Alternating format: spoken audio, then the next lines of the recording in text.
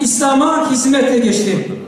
Son derece başarılı bir eğitim hayatı ve Hz. Muhammed sallallahu aleyhi ve selleme diğer bütün peygamberler, abilerimiz, kardeşlerimiz, hanım ablalarımız, Saadet Partisi Gençlik Kolları'nın ve Erbakan hocamızın yine kısa bir hayatını hazırladık.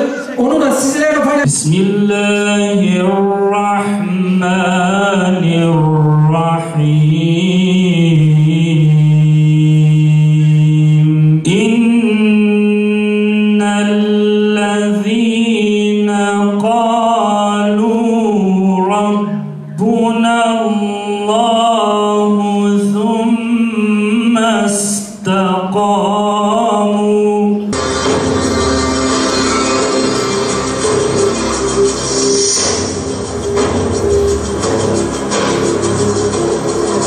28 Şubatlar Türk siyasi tarihine kara bir leke olarak girmiştir.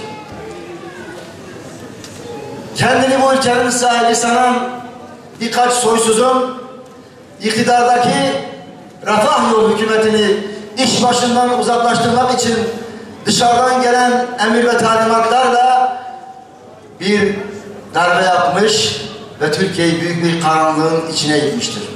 بجمر حمد وسناي قلب جانم ددن بوي خالقي كون ومكان وي بإنسان دا يزان باكرم خواندن وهم حكمة وعلم وقلم صلاة والسلام عليك يا رسول الله.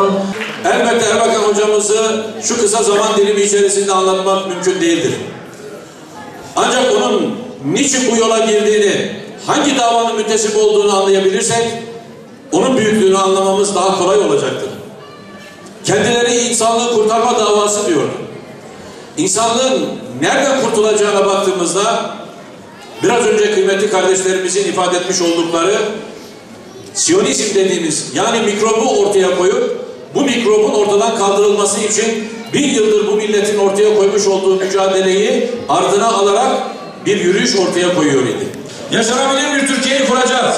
Yaşanabilir bir Türkiye'yi kurduğumuz bir noktada hakkın batıla galebesinin sembolü olan Ayasofya Müze olarak kalamaz ibadeti açacağız. Milyonluk cemaate inşallah orada tekbir seslerini getireceğiz. Yeniden büyük Türkiye'yi kuracağız. Kan ve gözyaşından başka bir dünyadan başka bir şey vermeyen bu dünya yerine yeni bir dünyayı kuracağız. Yeni bir dünyayı kurduk mu var ya, o Kudüs'ümüzdeki Mescid-i Aksa'da pis çizmeleriyle bulunan Siyonist İsrail orayı terk edecek, Batman'dan özel seferlerle Mescid-i Aksa'mıza gideceğiz. İnşallah.